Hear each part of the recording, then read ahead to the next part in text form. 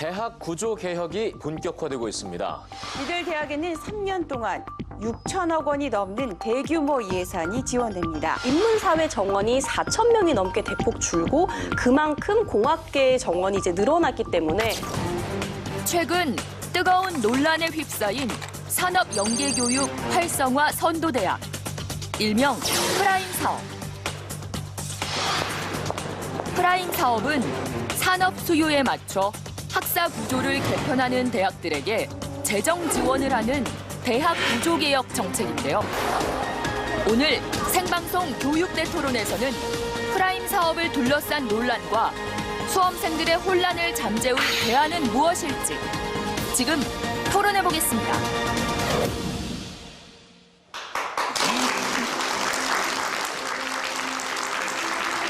여러분 안녕하십니까? 생방송 EBS 교육대 토론의 강지호입니다. 산업연계교육 활성화 선도대학, 프라임 사업. 요즘 대학가는 물론 대학 입시를 앞둔 고등학교 교실까지 뜨겁게 달구고 있는 교육부의 정책입니다. 최근 프라임 사업에 선정된 대학들의 정원 조정안이 발표되면서 연일 논란이 일고 있는데요.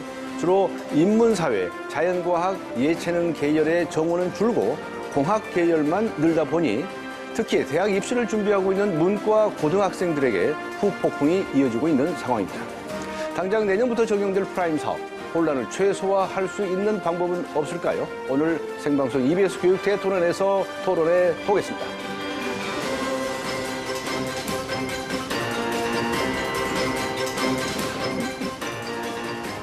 네, 오늘 토론에 함께 하실 분들 소개해 드리겠습니다. 먼저 대학구조개혁위원회 백성기 위원장님 나오셨습니다. 안녕하세요. 고맙습니다. 네, 감사합니다. 자, 다음으로 한국방송통신대학교 법학과의 임재홍 교수님 나오셨습니다. 안녕하세요. 반갑습니다. 네. 그리고 숭실대학교 화학공학과의 류희옥 교수님 나오셨습니다. 고맙습니다. 네. 그리고 마지막으로 문일고등학교 진학부장이시죠. 김혜남 선생님 나오셨습니다. 안녕하세요. 반갑습니다. 네.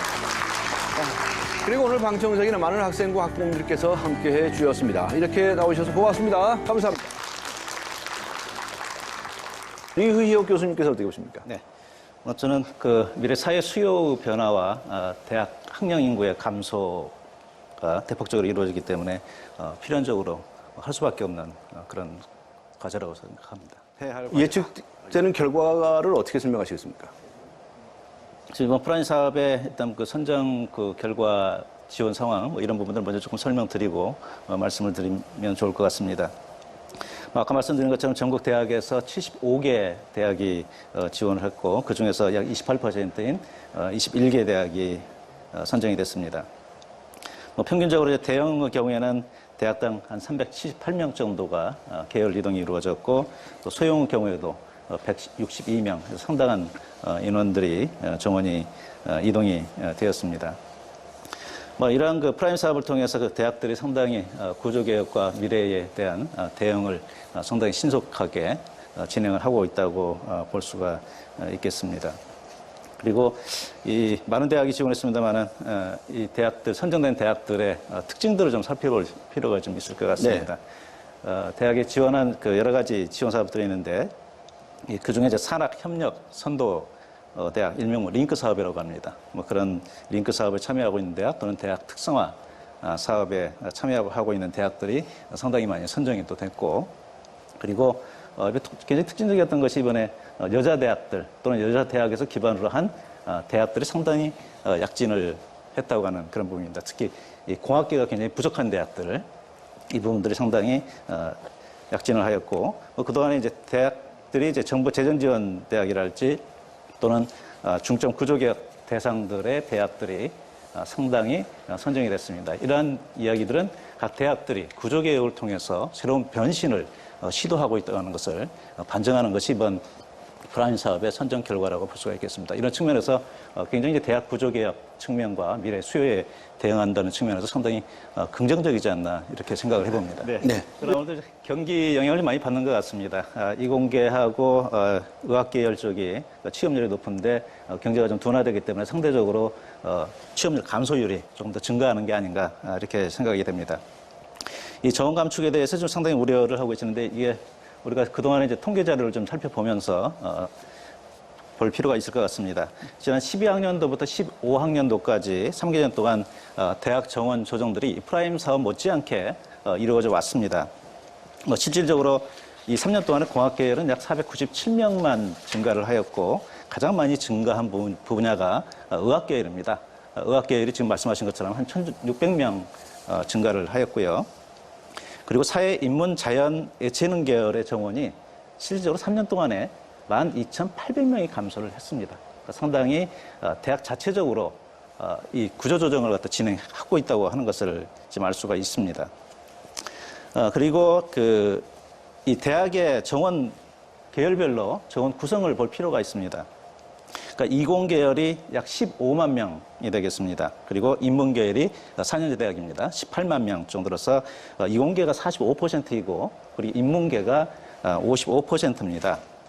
그리고 이 사회계열과 공학계열을 직접 비교해보면 전체 정원의 25.5%입니다. 그러니까 사회계열도 25.5%이고 공학계열도 25.5%라고 하는 겁니다. 그러니까 우리나라의 그 산업구조 측면을 봤을 때 공학계열 쪽이 아직은 좀 상당히 좀 부족하다 이렇게 지금 볼 수가 있겠고 이번 프라임 사업을 통해서 이동되는 정원 규모 자체가 이 프라임 사업과 무관하게 그동안에 진행되어 왔던 그 정원 조정 규모와 거의 일치한다고 볼 수가 있습니다. 그래서 학부모님들이나 수험생들이 크게 우려하지 않아도 되는 그 정도 수준의 조정이라고 보면 되겠습니다. 운동을 했어요. 그렇지 않습니까? 그래가지고 여기 한번 얘기를 해보세요. 이 화학공학을 하신 분이. 이 부분은 네, 화학 제가 봤어요. 제가 답변을 드려야 되는 상황인데 제가 이제 화학공학과에 있습니다. 그런데 저희가 박사과정에 뷰티공학과 전공이 있습니다. 그리고 이번에 BK21 사업에서 선도적 뷰티 공학 인재 양성 사업단으로 선정이 돼서 진행을 좀 하고 있습니다. 뷰티가 단순하게 여러분 생각하기에 화장품 그리고 피부 관리 그다음에 메이크업 이렇게 생각하실 수 있는데 이 자체가 하나의 과학입니다. 단순한 제품 생산이 아니고 화장품 경우에도 굉장한 안정성 문제가 굉장히 대두가 되고 있고 특히 우리나라 화장품 시장이 굉장히 커지고 있는 이유가 바로 천연물로부터 화장품을 만들기 때문에 그렇습니다.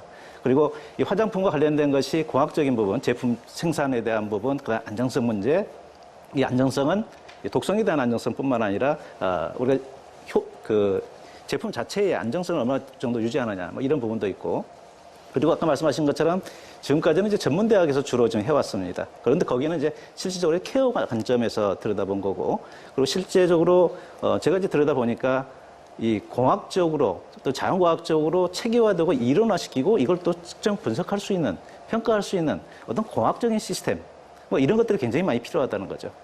이 뷰티 쪽이 우리나라가 4년제 대학이 유일하게 우리나라에서 굉장히 많이 활성화되고 있는 그런 대학으로서 제가 보기에는 우리 K컬처와 더불어서 미래 먹거리로 상당히 크게 성장할 수 있는 그런 부분입니다. 그래서 이게 인문과 공학이 같이 융합되는 가장 대표적인 모델 중에 지금 이 고3 수험생들을 위해서 한 말씀, 좋은 말씀 해주시면 두 고맙겠습니다. 학부모님하고 그 학생들을 이제 의견을 들어보니까 저도 그 학부모 입장이고요. 얼마 전에 또 써봤습니다. 그래서 대학 보냈고요. 실제적으로 이제 굉장히 우려하시는 사람들이 많습니다. 특히 인문계 학생들의 경우에는 대학 진학하는 것 자체가 전체 학생 수가 많고 그다음 대학 정원은 상대적으로 이과보다 적기 때문에 굉장히 어려운 것은 맞습니다. 예. 네. 그리고 이 수험생과 학부모님들께 이제 주의 있게 살펴보셔야 될 것 제가 몇 가지를 좀 정리를 해왔습니다. 예, 좀 줄여주십시오. 예. 네.